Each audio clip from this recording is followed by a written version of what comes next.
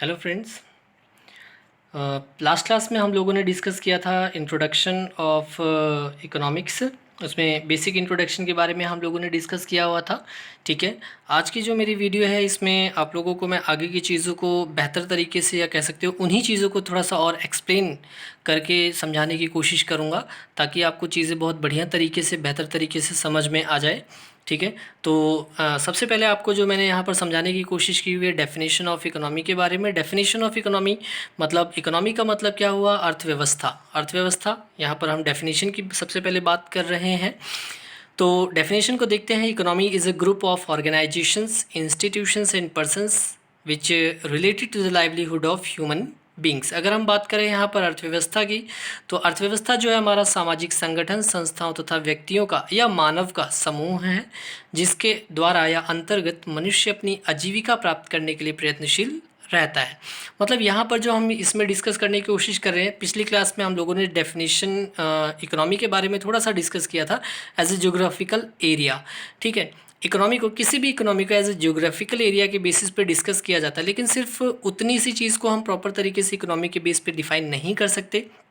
इसलिए डेफिनेशन को और थोड़ा मैंने बेहतर तरीके से समझाने के लिए आपको यहाँ पर इसके अंदर पार्ट्स को ऐड किया है, ऑर्गेनाइजेशन, इंस्टीट्यूशंस एंड पर्सन्स। क्योंकि आप लोगों को पता है कि जो अर्थव्यवस्था है हमारी, उस संगठन, संस्थाओं और व्यक्तियों से मिलाकर बनती है। मतलब उसमें संगठन होने चाहिए, उसमें संस्थाएं होनी चाहिए। संस्थाएं वो होती हैं जो हमें किसी न किसी प्रकार से सेवा प्रदान करती है। और मनुष्य का होना अति आवश्यक है, क्योंकि अगर मनुष्य नहीं है तो किसी भी तरीके से हम अर्थव्यवस्था को परिभाषित या इकोनॉमी को डिफाइन नहीं कर सकते। ठीक है, तो जैसा कि आप देख पा रहे हैं कि यहाँ पर इकोनॉमी जो होती है हमारी, मतलब जो हमारी अर्थव्यवस्था है वो क्या है? समूह है। समूह का मतलब ये हुआ कि भाई कोई भी जो इकोनॉमी का कंपोनेंट है वो इंडिविजुअल नहीं है। इंडिविजुअल कह सकते हो, मतलब सिंगल नहीं है। सिंगल ना होने का मतलब क्या हुआ कि ये ग्रुप में है। और इसीलिए यहाँ पर क्या गया, economy is a group of organisation, institution and persons आप लोगों को पता है ह्यूमन बींग्स ग्रुप में ही होते हैं, तभी वो इंस्टीट्यूशन और ऑर्गेनाइजेशन को क्रिएट कर सकते हैं। ठीक है, क्योंकि एक सिंगल पर्सन या एक इंडिविजुअल पर्सन इन चीज़ों को क्रिएट नहीं कर सकता। अगर हम ऑर्गेनाइजेशन की बात करें तो इसमें हमारे पॉलिटिकल, बिजनेस और रिलीजियस या एनजीओज आदि होते हैं।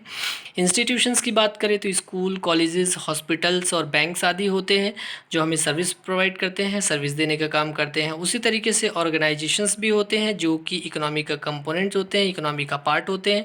इंस्टीट्यूशन भी बेसिक कंपोनेंट्स होते हैं, और ह्यूमन बींग्स तो आपको पता है ही है। तो ओवरऑल अगर हम कहें तो इकोनॉमी क्या है? इन सभी का ग्रुप है। एक सिर्फ जियोग्राफिकल एरिया के बेस पे हम इसको डिफाइन नहीं कर सकते। यहाँ से बात ये क्लियर हो जाती है। इसमें ये सारे कंपोनेंट्स भी इंक्लूड होते हैं।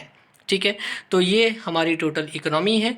उम्मीद करता हूँ आपको समझ में आया होगा ये। ठीक है, इससे आगे हम अब डिस्कस करते हैं इकोनॉमिक्स के बारे में।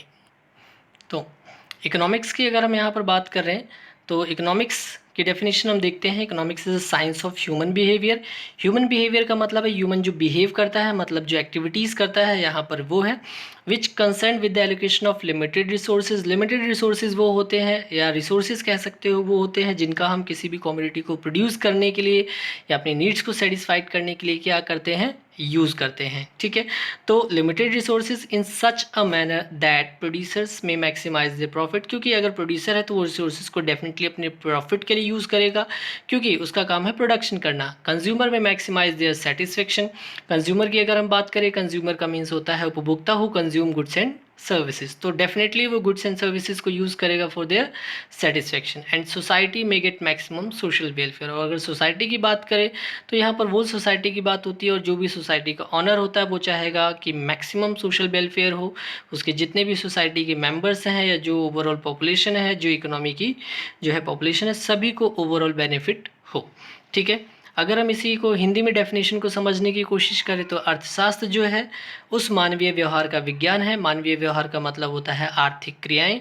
ठीक है, आर्थिक क्रियाएं या जिसके अंतर्गत सीमित संसाधनों का बंटवारा। सीमित संसाधन वो होते हैं जिसको हम किसी भी वस्तु का उत्पादन करने के लिए क्या करते हैं? प्रयोग करते हैं। अब जब हम उत्पादन करने के लिए प्रयोग करते हैं तो जाहिर सी बात है इनके कुछ फीचर्स भी होंगे रिसोर्सेज के, जिसको हम आगे अभी डिस्कस करेंगे।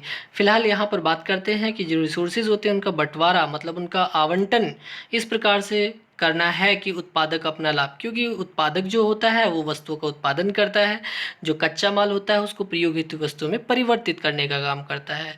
तो निश्चित है कि वो आगे प्रोडक्ट को सेल करेगा मार्केट में, उसको बेचेगा, तो उससे उसे क्या चाहिए, प्रॉफिट। उपभोक्ता अपनी संतुष्टि, उपभोक्ता जो होता है, जैसे हम लोग अगर किसी भी कमोडिटी को यूज़ करते हैं, किसी भी कमोडिटी को कंज्यूम करते हैं, बात होती है कंज्यूम करने की, यूज़ करने की नहीं, क्योंकि यूज़ तो प्रोड्यूसर भी करता है, लेकिन कंज्यूम करने की मतलब उसको उपभोग करने की, उपभोग करके हम उससे क्या चाहते हैं, संतुष्टि चाहते हैं। और अगर हम समाज की बात करें तो समाज चाहेगा अपना सामाजिक कल्याण, मतलब कोई भी है, चाहे उत्पादक है, चाहे उपभोक्ता है या उत्पादक है, उसको चाहिए कि अपने अपने स्तर पे वो चीज़ों को मैक्सिमम कर सके। ठीक है, तो इस डेफिनेशन के अकॉर्डिंग यही चीज़ आपके सामने आती है कि जो रिसोर्सेज होती हैं, इकोनॉमिक्स हमें टीच करती है कि किस प्रकार से हम रिसोर्सेज को बेहतर तरीके से एलोकेट करें या डिवाइड करें, लिमिटेड रिसोर्सेज को इवन, क्योंकि रिसोर्सेज हमारे पास लिमिटेड है, आपको पता है रिसोर्सेज लिमिटेड है, और उसके साथ साथ ऑल्टरनेटिव यूजेस। तो इस वजह से प्रोड्यूसर को चाहिए प्रॉफिट, कंज्यूमर को चाहिए सेटिस्फेक्शन और सोसाइटी को चाहिए सोशल वेलफेयर। ये चीज़ें हमें कौन टीच करता है, इकोनॉमिक्स टीच करती है। ठीक है, यहीं से आगे हम चीज़ें देखते हैं, इससे रिलेटेड होता है ह्यूमन बिहेवियर, जिसे हमने ऊपर कहा है, तो उसे हम कह देते हैं क्या, इकोनॉमिक एक्टिविटी। इकोनॉमिक एक्टिविटी का मतलब हुआ related to uses of limited resources for satisfaction of wants. Wants basically related to money, money related मतलब हम अपनी जो इनकम अर्न करना चाहते हैं उसी से रिलेटेड है कि हम किस तरीके से रिसोर्सेज को यूज़ कर रहे हैं, क्योंकि रिसोर्सेज लिमिटेड है तो डेफिनेटली हम मैक्सिमम करना चाहेंगे। लेकिन अगर हम यहाँ पर बात करें इकोनॉमिक एक्टिविटीज़ की, तो इकोनॉमिक एक्टिविटीज़ बेसिकली हमारी होती हैं कंजम्पशन, प्रोडक्शन, इन्वेस्टमेंट और एक्सचेंज। कंजम्पशन की बात करें, is that process in which goods are consumed by या use by the consumer for the satisfaction. अगर हम प्रोडक्शन की बात करें तो प्रोडक्शन का मतलब क्या होता है, प्रोडक्शन का मतलब होता है in which producer use raw materials for the conversion of goods for useful things. इस तरीके से हम इसको डिफाइन कर सकते हैं। या फिर अगर हम आगे इन्वेस्टमेंट की बात करें, इन्वेस्टमेंट का मतलब हुआ निवेश। तो अगर हम अपनी मतलब जो प्रोड्यूसर होता है या कोई भी अपनी एसेट्स को इंक्रीज़ करने के लिए जो एक्सपेंडिचर्स आदि करता है उसे हम क्या कहते हैं, इन्वेस्टमेंट कहते हैं। ठीक है, उसी से आगे आपका आता है एक्सचेंज। एक्सचेंज का मतलब होता है sale and purchase. Sale and purchase मतलब रिसोर्सेज का या फिर गुड्स एंड सर्विसेज का। तो ये सारी हमारी क्या है, इकोनॉमिक एक्टिविटीज़ हैं। ठीक है, जो कि रिलेटेड है किससे, सेटिस्फेक्शन ऑफ वांट से। इसी चीज़ को हम आगे हिंदी में देखते हैं। ठीक है, तो आर्थिक क्रिया, आर्थिक क्रिया इकोनॉमिक एक्टिविटी है। आवश्यकताओं की प्रत्यक्ष संतुष्टि के लिए सीमित संसाधनों के प्रयोग संबंधी क्रियाएं आर्थिक क्रियाएं कहलाती है। मतलब जो भी हमारे पास लिमिटेड रिसोर्सेज हैं, सीमित संसाधन हैं, हम उनका यूज़ करते हैं किस लिए, जो है अपनी आवश्यकताओं की प्रत्यक्ष संतुष्टि के लिए। मतलब हमारी जो वांट्स होती हैं, जो डायरेक्ट वांट्स होती है, डायरेक्ट वांट्स आपको पता है रिलेटेड होती है किससे, सीधे सीधे मनी से रिलेटेड होती हैं। तो हम उसके लिए इन एक्टिविटीज़ को करते हैं या फिर रिसोर्सेज को यूज़ करते हैं। तो एक्टिविटीज़ की अगर हम बात करें तो इसमें होता है आपका उपभोग, उत्पादन, निवेश और विनिमय। उपभोग उपभोक्ता द्वारा किया जाता है आवश्यकताओं की संतुष्टि के लिए। उत्पादन उत्पादक द्वारा किया जाता है वस्तु तथा सेवाओं का जो है उत्पादन। एक प्रोसेस होती है जिसमें यूज़फुल थिंग्स के लिए जो है रॉ मटेरियल्स को यूज़ किया जाता है।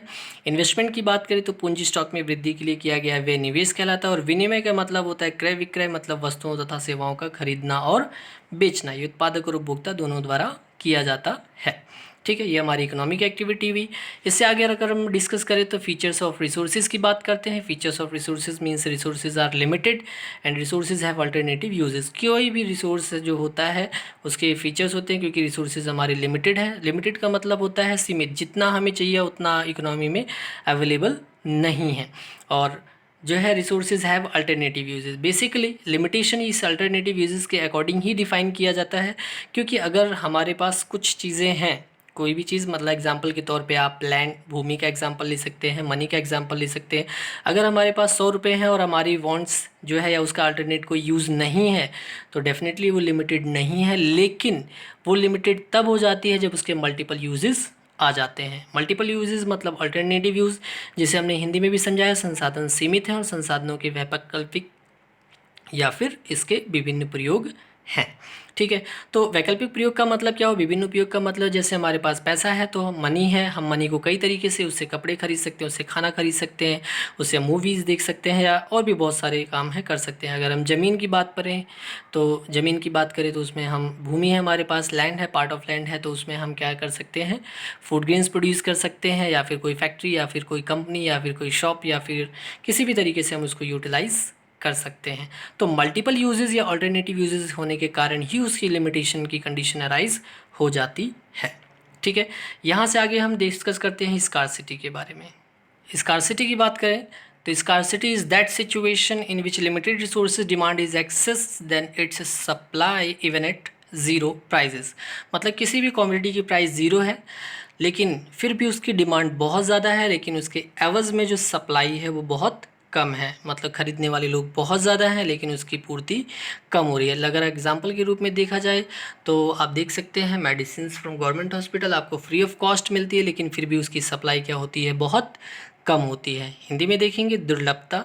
दुर्लभता वह स्थिति है जिसमें सीमित संसाधनों की मांग उसकी पूर्ति से अधिक होती है। सीमित संसाधन जैसा हमने कोई भी रिसोर्स आप ले सकते हैं। बेसिकली रिसोर्सेज के बारे में अगर हम बात करें तो लैंड, लेबर, कैपिटल और इंटरप्रेन्योरशिप जो होते हैं वो हमारे रिसोर्सेज होते हैं और ये लिमिटेड होते हैं। ठीक है, रिसोर्सेज लिमिटेड होते हैं और इसको मल्टीपल वे में यूज़ किया जाता है। ठीक है, और इसी वजह से हमारे सामने प्रॉब्लम ऑफ स्कार्सिटी आता है। इसी से रिलेटेड प्रॉब्लम ऑफ चॉइस भी है। ठीक है, प्रॉब्लम ऑफ चॉइस जो कि हम जो है कह सकते हैं कि resources limited have alternative uses and also human wants unlimited, क्योंकि मानवीय आवश्यकताएं जो है असीमित है। तो इस वजह से भी हमारे सामने प्रॉब्लम ऑफ चॉइस अराइज होती है। ठीक है, तो आज की वीडियो को मैं यहीं पर समाप्त करता हूँ। जो नेक्स्ट वीडियो होगी मैं उसमें आगे कंटिन्यू करूँगा आपको चॉइस से, और हम आगे डिस्कस करेंगे माइक्रो और मैक्रो इकोनॉमिक्स में डिफरेंस, और उससे आगे जो हम कंटेंट लेके चलेंगे बेसिकली 12th क्लास का जो नेशनल इनकम है, introduction of macro economics basically आपकी बुक का नाम है। ठीक है, तो हम उसको आगे कंटिन्यू करेंगे, नेशनल इनकम के कुछ बेसिक कॉन्सेप्ट्स को आगे डिस्कस करेंगे। उम्मीद करता हूँ आज की वीडियो आप लोगों को अच्छी लगी होगी, चीज़ें आपको समझ में आई होंगी। ये मैंने लिख के इसलिए दिया हुआ है आपको प्रॉपर, ताकि आप इसको अपने नोट्स के रूप में भी प्रिपेयर करते रहें। ठीक है, और जैसे जैसे हमारे चैप्टर्स ख़त्म होते जाएंगे मैं कोशिश करूँगा पूरा चैप्टर बहुत बढ़िया तरीके से समझाने के लिए, और उसके बाद फिर आपको आगे आने वाले टाइम पे, जैसे भी तो ये खैर मैं हाथ से ही लिख के आपको समझा रहा हूँ, लेकिन आने वाले टाइम पे आपको PDF फॉर्म में या इस तरीके से कंटेंट्स जो है अवेलेबल होंगे। ठीक है, तो आप इसको देखिए, समझिए, लर्न करिए और अपने हाथों से नोट्स बनाइए, ताकि आपको बहुत बेहतर तरीके से चीज़ें याद भी रहें और समझ भी आएँ। ठीक है, ठीक है, फिर मिलते हैं नेक्स्ट वीडियो में। आज के लिए बस इतना ही। Thank you.